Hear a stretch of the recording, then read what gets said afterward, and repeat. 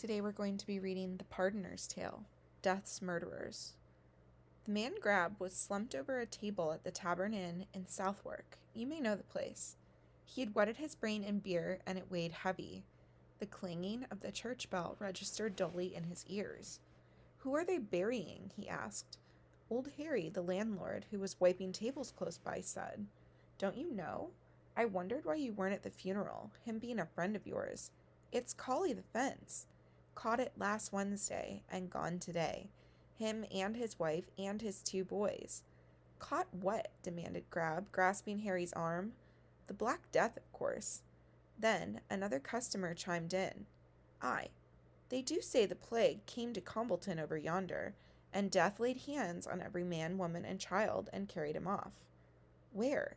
Carried them off where?" demanded Grab, fighting his way through drink haze like a ghost through cobwebs. Pause and answer the first question. "Who knows where Death carries men off to?" said a deeply hooded character, sitting in the corner of the bar. "But he sure enough comes for every man in the end, and he's taken twice his share recently thanks to the plague." Tears of indignation started into Grab's eyes. "I don't see what gives Death the right to go carrying off anyone," he slurred. "And if you ask me, it's about time some brave soul stood up to Death and put an end to his carryings on. His carryings off, I mean. Dip, Cut, where are you?" And he stumbled off into the sunlight to look for his 2 closest friends. Dip was at home in bed, but not for long. Grab knocked him up and called him into the street. They met with Cut coming home from a card game and cursing his empty pockets. Grab threw an arm over each friend's shoulder. "Have you heard? Old Collie the Fence is dead. Death carried off him and all his family in a couple of days. Let's take an oath, friends, not to rest until we've tracked down this Death fellow and stuck a knife between his ribs. Think what the mayor and parish would pay if we brought in Death's dead body. Besides, how many purses do you think he's emptied on the dark highway, eh? Death must have made himself quite a walletful by now." Cut fingered his sharp penknife, the one he used for cutting purses. Dip felt his fingers itch at the promise of rich pickings. "We're with you, neighbor Grab," they cried, and off they reeled. Not the sum total of one brain between the 3 of them. They looked for Death in the graveyard, but decided he must be out hunting the living instead. They looked for Death in the fields, but he had always gone before they arrived, leaving the flowers doomed to wither and the leaves sooner or later to fall. Then, as the daylight failed, they saw a small figure on the road ahead. "We've caught him up," cried Grab, and they fell on the man with flailing fists. "Wait a minute, this isn't Death at all," said Cut, letting his penknife fall. "He's just some silly old duffer. Look at him. He's older than Methuselah." Pause here and answer the next 2 questions. The old man peered at them out of the dark recesses of his hood. His face was as white and bony as a skull, with purse-string lips and eyes sunk deep in red whorls of wrinkled skin. His hands were as brown as vinegar paper, and his back hunched over like a turtle shell. "What do you want with me? Don't I have enough to put up with? Can't you leave a poor old blighted old creature in peace?" "You're no good to us," Dip said in disgust. "We wanted Death, not some wrinkled old prune on legs." A bitter laugh creaked out through the creature's gappy ribs. "You want Death? Ah, not half as much as I do. I'm the one poor beast alive that Death can't carry off. I'm condemned to live forever and to creep about the earth in this worn-out old body, getting older and older and older. As for Death, I've just left him under the oak tree yonder. If you hurry, you'll still find him there." Answer the next question. Cut's knife was raised again. "So, you've had dealings with him. We'll kill you anyway." The fossil of a man let go a sigh that seemed to break through his brittle skin. Ah, I wish you could rob me of this tedious burden, life. You should pity me, even if you have no respect for my old age. But don't bother to batter on this prison my soul calls a body. You can't free me from it. He shuffled out from under the raised blades, muttering, "You're the lucky ones. You might die today." "Get to bed with the maggots and mold, you old relic of the devil," Grab cursed. "We're on our way to kill death. Then no one will have to die any more." As soon as the old man was out of sight, the three accomplices forgot him completely. Under the oak tree, there was no sign of death, but there was a pot of money as big as any crock of gold at the rainbow's end. Cut tipped the jar over with his foot, and the wealth of 7 lifetimes spilled out onto the grass. They looked around. No one was even in sight, and there had been no attempt to hide the gold. It lay there, just inviting them to keep it. Grab and Dip and Cut were suddenly rich. Rich, we're rich, rich, rich.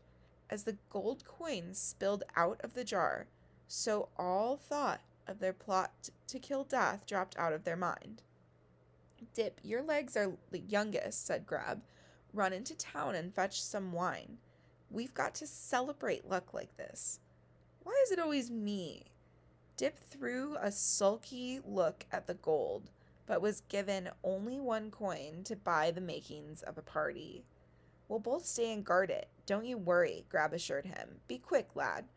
When you get back, we'll decide what we're going to do with it. What mansions we'll build, who to bribe, what monks we'll pay to have done in. We don't have to do our own dirty work from now on, boy. We'll be the 3 kings of thieves." Pause and answer the next question. Full of such thoughts, Dip set off into the dusk to buy cakes and wine.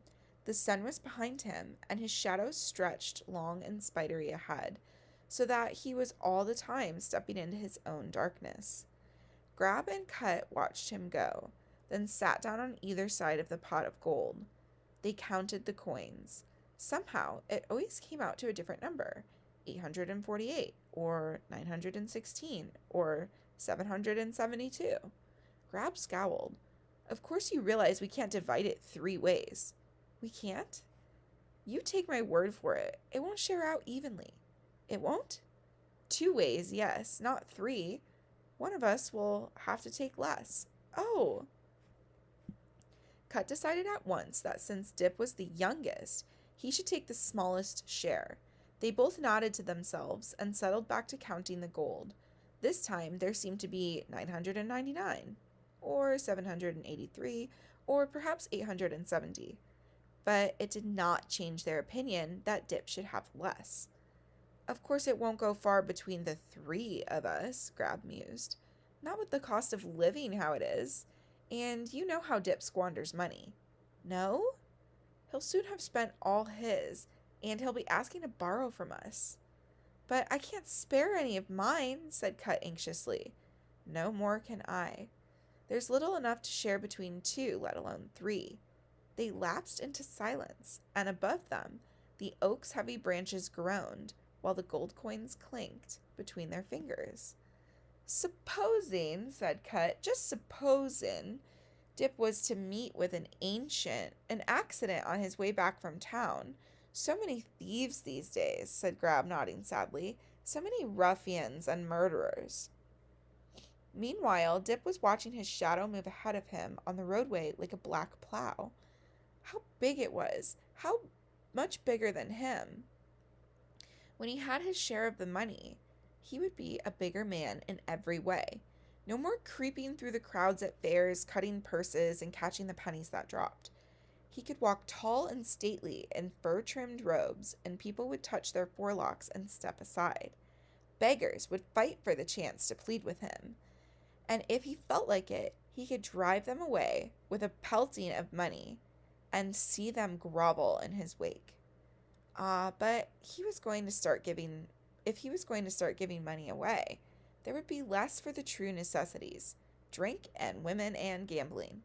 In fact, he could think of so many good uses for the gold that it seemed a pity Cut and Grab had been with him when he found the jar. Really, the more he thought about it, the less fair it seemed that they had in on his good fortune. As he reached the outskirts of town, he noticed an apothecary sign hanging over a door. He did not remember ever having seen it before, but he knocked without hesitation. "What's your trouble, young man, that you roused me from my bed?" An ancient hairless head poked out of an upstairs window, grotesque and vaguely familiar with its parchment yellow shine. "Rats," said Dip, his head muffled up in his cloak. "The rats are eating me out of house and home. Here, one drop of this will finish them off. Have it for free." The ancient apothecary must have had the poison in his pocket, for he dropped it down at once into Dip's outstretched hands. "It couldn't be simpler," he called as the boy hurried off to the inn. Dip bought 3 bottles of wine. Every last drop of the poison went into 2 of the bottles. The third he marked carefully to be sure of telling it apart. Then he was off to collect his rightful share of the golden hoard, every last coin of it. In the pitch dark of the late evening, he stumbled over Cut and Grab snoozing under the oak tree in the deep grass. "Thought you'd forgotten us," said Grab with a sort of grin. "I wouldn't forget my 2 old friends, now would I?" Dip opened his bottle of wine and took a swig. "Have a drink, why don't you?" Cut and Grab knelt up and groped for the wine, their hands brushing Dip's face in the dark. They moved to either side of their good friend. Pause here and answer the next question. Along the road came the sudden noise of the plague cart, rattling out of the town towards the lime pits in Ringarosie Hollow. They all 3 watched its creaking progress beneath the light of the coachman's torches. Its white cargo of dead bodies joggled against one another like restless sleepers. A limp arm dangling through the cart rails swung to and fro, for all the world as if it was beckoning him. "We took an oath to kill Old Death," said Cut, remembering. "We'll get round to it sometime," said Grab, drawing his dagger. "One thing at a time." He plunged the knife into the back of Dip's neck. It met with the seam of his hood, and the lad looked round in astonishment, in time to make out the shape of Cut outlined against the moon. Then Cut's sharp penknife caught him under the ribs, and he sprawled cursing to his death among the gnarled roots of the oak tree. "It's done," Grab panted, and his throat felt suddenly dry. "Let's drink to our partnership, Cut. Where did he put the bottles?"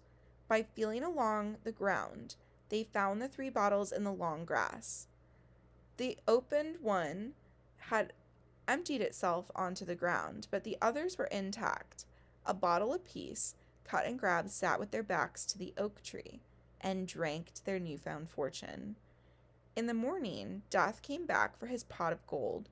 He wrapped it in the miserable rags of his decaying cloak, close to his gappy ribs. The 3 corpses under the tree made no move to stop him, and he left them to a wealth of flies and crows before continuing his endless journey. The gold weighed light in his arms, though his bones were dry and his muscles were like the withered tendrils of a grapeless vine. His strength was immense.